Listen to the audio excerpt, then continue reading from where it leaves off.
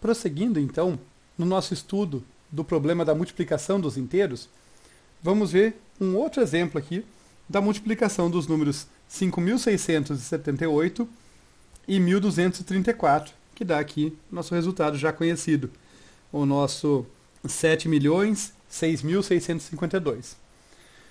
Mas eu queria deixar claro antes de começar o que eu espero com esse exemplo. Eu espero que ele deixe uma sensação de estranheza e cause confusão em vocês. Parecem objetivos estranhos? Parece. O que eu não espero, dito isso, né? Ganhar um prêmio de didática, né? Já que o meu objetivo é confundir vocês. Mas isso tem um propósito, tá? Eu vou me redimir desses objetivos esquisitos, porque tem um propósito. O primeiro propósito, aliás, é deixar claro para vocês que existem coisas estranhas no mundo, que existe mais para ser conhecido mesmo sobre coisas já tão manjadas quanto multiplicação de inteiros, mesmo sobre coisas que a gente acha que são simples e que a gente já conhece tudo que dá para conhecer a respeito. E a segunda parte é que ao longo do resto da aula eu vou desmistificar esse processo, e daí a gente vai ver como mesmo um procedimento aparentemente muito estranho a princípio pode depois ser melhor compreendido e pode fazer sentido tal, e ter certas vantagens inclusive. Mas vamos lá, né? Vamos ao exemplo, tá? Começar a causar estranheza em vocês. Então, aqui esse exemplo do algoritmo de Karatsuba, né, que é essa multiplicação de inteiro mais sofisticada que a gente vai entender melhor, ela continua sendo uma multiplicação de inteiros, então eu tenho que receber dois inteiros, um x e um y aqui, e n continua sendo igual a 4 nesse exemplo, porque cada um dos meus inteiros da entrada tem 4 dígitos.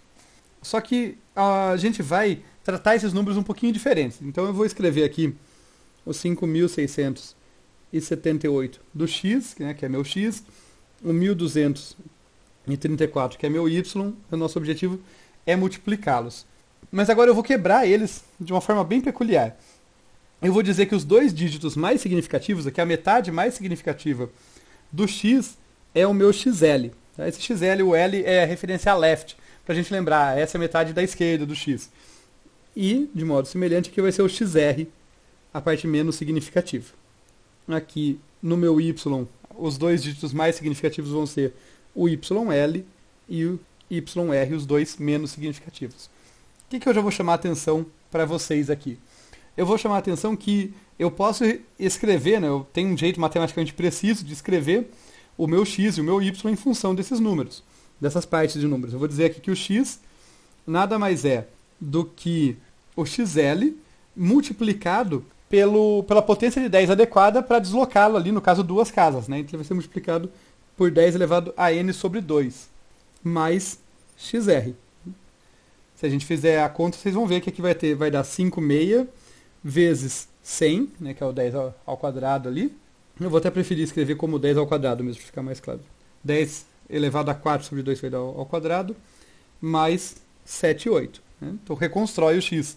Se eu fizer isso de modo semelhante no y, eu vou ter o yl vezes 10 elevado a n sobre 2, mais o yr, que vai dar aqui, no nosso caso, 12 vezes 10. A segunda, que dá o 1.200, mais 34 da outra parte. Então, só para mostrar que, ok, a partir do x e do y eu consigo quebrá-lo nesses pedaços, a partir dos pedaços eu consigo reconstruir o x e o y.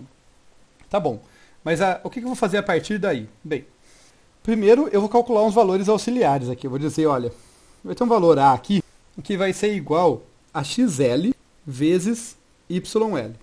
Tá? Então vai ser, no caso ali, 56 vezes 12, que usando a minha colinha vai dar 672. Também vai ter aqui um valor B, um outro auxiliar, que vai ser o XR vezes o YR. Esse, no caso, vai ser 78 vezes 34. E a gente vai fazer a conta disso aqui e vai descobrir que dá 2.652. Eu não estou entrando no detalhe agora de como que eu calculei isso aqui, né? Afinal, eu estou resolvendo o problema da multiplicação fazendo outras multiplicações. Só vou chamar a atenção para vocês nesse momento que são outras multiplicações de números com menos dígitos, porque eles são quebrados. Né? Tá? Isso aqui vai chamar a atenção para a recursão tá? Para um algoritmo recursivo aqui e para, mais especificamente, o método da divisão e conquista. Mas isso a gente vai analisar com mais calma depois. Agora só fizemos a conta. Vamos supor que fiz a conta aqui, né? De alguma forma eu sabia resolver multiplicações com 2 dígitos aqui, mas não sabia com 4. Tá? Então eu soube resolver aqui xl vezes YL, xr vezes YR. Agora eu vou calcular um outro carinha um pouquinho mais estranho. Eu vou calcular o valor C aqui, que vai ser igual a xl mais xr vezes YL mais YR. Por quê? Confiem, vão por mim. Depois a gente entende o porquê.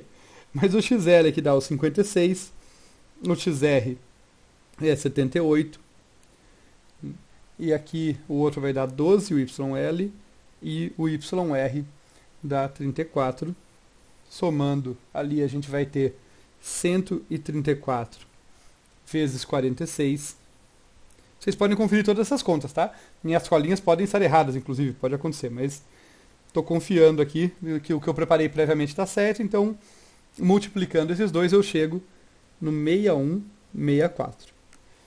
Tá. Se o C não estava estranho bastante, vamos melhorar isso aqui. Então, eu vou calcular o D agora, que vai ser igual a C menos A menos B.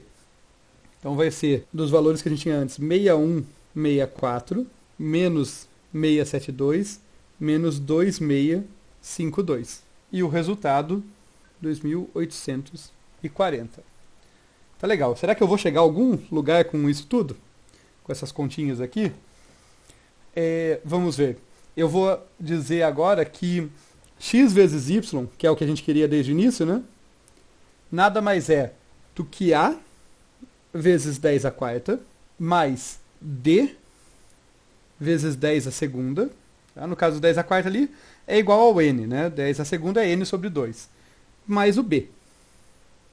Então aqui a gente vai ter, vamos pegar lá o a, é 672 vezes 10 a quarta, mais o d, que é 2840 vezes 10 a segunda, mais o b, que é 2652. Fazendo essa continha, tá? Eu vou deixar para vocês conferirem, a gente chega a 7.600.652. Tá legal? Ou, melhor dizendo, tá estranho? Se eu não causei estranheza em vocês até agora, me sinto um pouco frustrado, mas é a vida. De qualquer forma, podem conferir as contas, tá? Eu afirmo aqui que tá tudo correto, só fiz elas sem fazer o passo a passo por uma questão de agilidade para apresentar para vocês o exemplo. Mas o ponto é, por que isso funcionou? Né? Tem algumas questões aqui pra gente, né? Então, a primeira é por que isso funcionou. Será que isso sempre funciona? Será que eu escolhi números especiais que deram certo? Eu já adianto para vocês, não. Isso sempre funciona. Tá? O procedimento que eu usei, tá, que está por trás dessas escolhas estranhas dos valores de A, B, C, D e do jeito de compor a solução, sempre vai funcionar. Por quê? A gente vai ver, tá? A gente vai entender melhor de onde vieram esses valores, essas escolhas. Mas a outra pergunta bastante relevante é, por que isso é interessante? Tá? Porque ainda que, ok, eu mostro para vocês que isso funciona, tem um motivo, mostro a matemática por trás, tá legal. Mas por que diabos eu vou querer complicar um procedimento tão conhecido, tão claro, tão bem definido que foi o que a gente fez antes da multiplicação?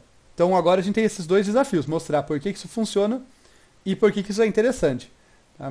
Do meu ponto de vista, uma parte do porquê isso é interessante é simplesmente o fato de que não é óbvio. Né? É o fato de que fazendo um procedimento bastante nebuloso e aparentemente tortuoso, a gente chegou na solução que a gente queria. Mas isso não é o mais relevante. O mais relevante da parte do interessante é porque isso é eficiente. Essa maneira de resolver o problema é particularmente eficiente e a gente vai aprender a calcular isso, a conseguir analisar para mostrar que isso de fato é eficiente. Lembrando que a gente já viu no outro problema que lá o número de operações é da ordem de n ao quadrado, sendo n o número de dígitos. A gente vai ver que aqui a coisa pode ser um pouco melhor. Mas por hora a gente concluiu o nosso exemplo e agora a gente vai começar a entender o procedimento que justifica esse exemplo esquisito.